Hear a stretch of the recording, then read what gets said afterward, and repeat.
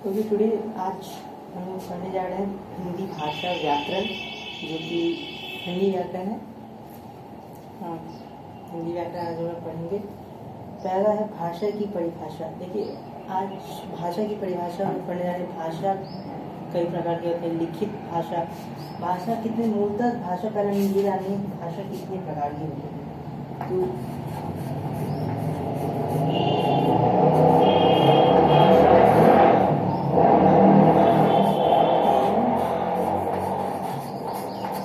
प्रकार की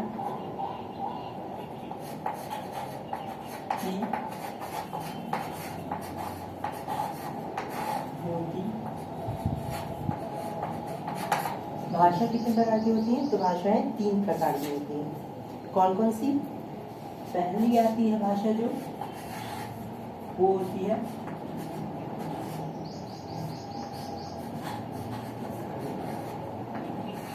लिखित। पहली भाषा जो होती है वो कौन सी भाषा होती है? लिखित। दूसरी भाषा हमारी आती है मौखिक। पहली हो गई हमारी लिखित, दूसरी हो गई हमारी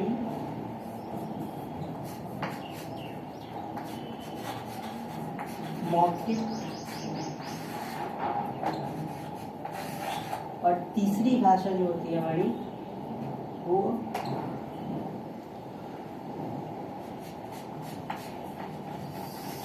सांकेतिक होती है। सांकेतिक 3 भाषाएं होती हैं, लिखित, मौखिक और सांकेतिक। ये 3 भाषाएं होती हैं। इनके 3 पहलू में विभाजित किया जाता है, बहुत सारे पहलू में। तो वही होती हैं ये 3 भाषाएं। सामान्यतः भाषा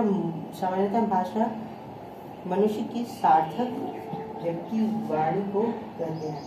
भाषा किसको कहते हैं? तो सामान्यतः भाषा मनुष्य की सार्थक व्यक्ति वाणी को कहते हैं। और कोई आपसे पूछ सकता है, डेफिनेशन मांग सकता है, भाषा की परिभाषा दीजिए, तो आप भाषा की परिभाषा कैसे दीजिएगा? तो आप भाषा की परिभाषा को सीधे दे सकते हैं। पहले प्रश्न हमारे क्या पूछ सकता है कि भाषा क्या होती है? तो वो चीज़ हम लिख सकते हैं, जैसे अंग्रेजी में पूछते नहीं है व्हाट इज लैंग्वेज, वैसे ही हिंदी में पूछ सकते हैं कि भाषा क्या होती है। तो वो चीज़ जो कि हमारे जिससे भाषा वो चीज़ होती है जिससे हम अपने विचारों का आदान प्रदान कर सकते हैं, उसको हम भाषा कहते हैं। जैसे कि हम किसी भाषा में ना किसी बोली ही में ना अपने विचारों का आदान प्रदान करेंगे। जैसे कि अभी मुझे आप ही से लोगों से बात करनी है, तो मैं किस भाषा में बात करूँगा? हिंदी भाषा में मैं भी बात कर रहा हूँ। मेरी बात आप समझ सकते हैं, आपकी बात आपने किसी से बात की, अपने शिक्षक से बात की, अपनी अध्यापिका से बात करते हैं, तो आपकी भाषा आपकी चीज़ कौन समझता है? तो आपके शिक्षक, आपके अध्यापक कैसे समझते हैं? तो कुछ माध्यम होगा, किसी माध्यम से आप अपनी बात रख पाते हैं अपने शिक्षक के समक्ष। तो ये सारी बातें कैसे होती है? भाषा के द्वारा हम अपनी बातों को किसी के समक्ष किस प्रकार रख सकते हैं? तो भाषा के द्वारा हम अपनी बातों को किसी के समक्ष रख सकते हैं। भाषा क्या होती है? तो भाषा का हम एक सटीक एक परिभाषा दे सकते हैं। भाषा की परिभाषा एक सटीक तो नहीं, मैं यूँ कहूँ कि ये भी एक भाषा की परिभाषा हो सकती है। भाषा की परिभाषा वो चीज़ जिसके कारण हम अपने विचारों को दूसरे के सामने प्रकट कर सके, उसे हम भाषा कहते हैं। जिस चीज़ के माध्यम से हम अपने विचारों को दूसरों के सामने प्रकट कर सके, उसको भाषा कहते हैं। भाषा मूलतः 3 प्रकार की होती है, मैंने जहाँ तक लिखा है। पहली भाषा हम कहते हैं लिखित भाषा। लिखित भाषा क्या होती है? तो ये जो मैं अभी लिख रहा हूँ, ये जो मैंने अभी यहाँ पे देखिए, जैसे मैंने लिखा भाषा, ऊपर में मैंने भाषा लिखी, तो इसको पढ़ के आप समझे कि किस बारे में बात हो रही है। भाषा, जिसको हम अंग्रेजी में क्या कहते हैं?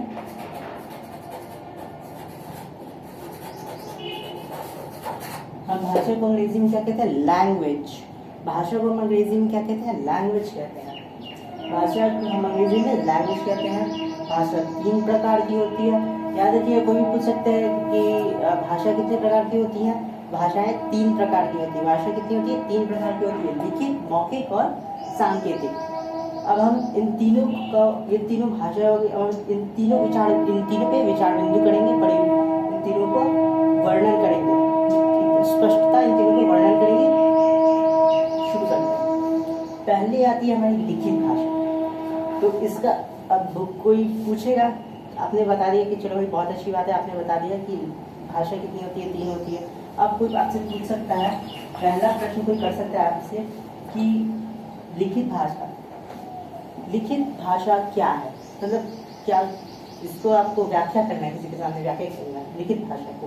तो आप कुछ यूज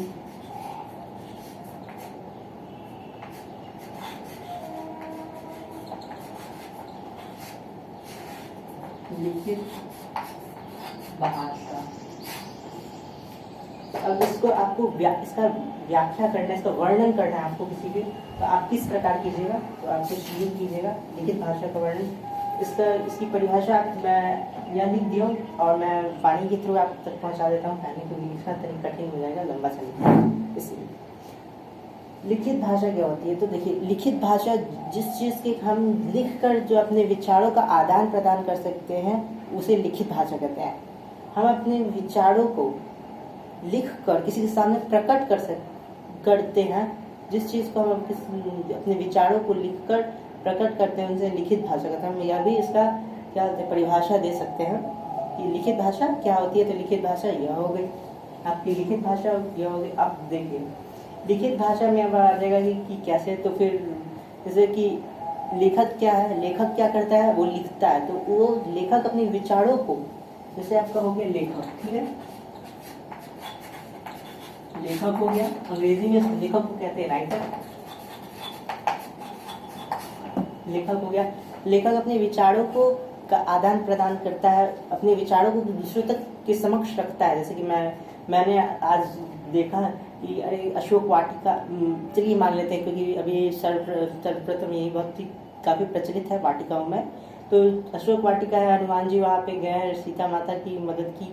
तो ये सारी बातें मुझे पता है और मैं चाहता हूँ कि ये सारी बातें हमारे अगली पीढ़ी को, हमारे आगे वाले लोगों को भी या फिर सबको पता चले। तो हम किस भाषा में, आजकल विज्ञान हमारे काफ़ी आगे बढ़ चुका है, हमारा विज्ञान और उसके कारण हम मोबाइल फ़ोन और भी काफ़ी आविष्कार हुए हैं, तो इसके कारण हम कर नहीं सकते हैं। किंतु पहले क्या थी, पहले लिखित भाषा चलती थी। लिखित पहले कितनी भाषाएं, देखिए 3 भाषाएं होती है, लिखित, मौखिक और सांकेतिक। हम लोग बात करेंगे मूलतः लिखित भाषा की।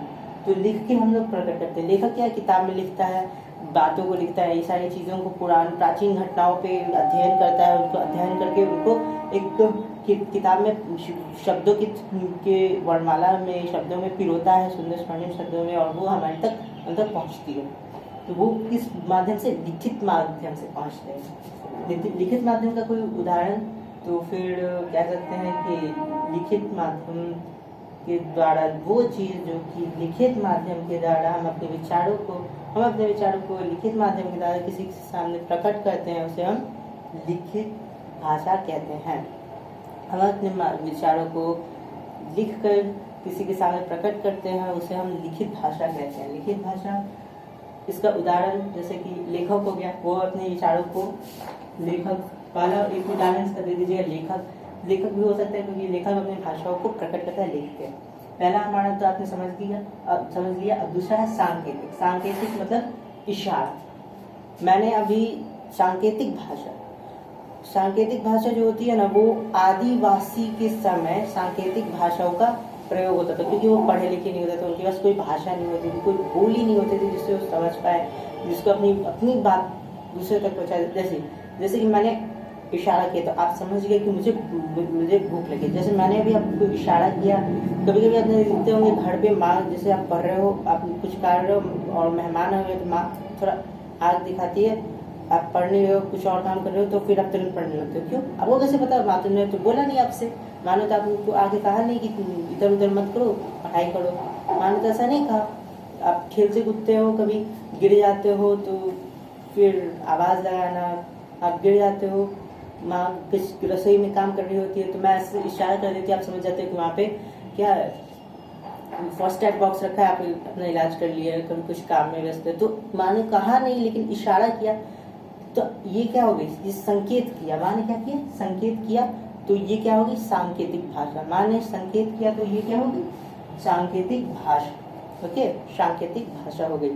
तीसरा भी भाषा हमारी आती है लिखित भाषा। हमने अभी तक मौखिक पढ़ा, सांकेतिक पढ़ा और मौखिक पढ़ लिया, सांकेतिक पढ़ लिया और हमें तो मैंने आपको लिखित भी बता ही दिया। तो ये तीनों भाषाएं हो गई हमारी। भाषा में देखिए मूलतः ये तीन चीज आती हैं जिनका हम वर्णन कर किए अभी यहाँ पर।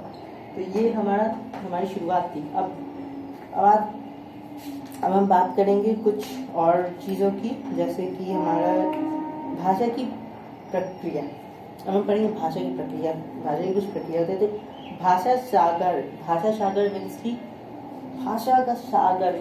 बहुत सारी भाषाएं हैं, जैसे कि भाषा सागर की तरह सदा चलती बहती रहती है। भाषा सागर जो है वो हमेशा चलती बहती रहती है। अपनी विचार बिंदु हो गया, ये सारी चीज़ें जो होती हैं हमेशा चलती रहती है।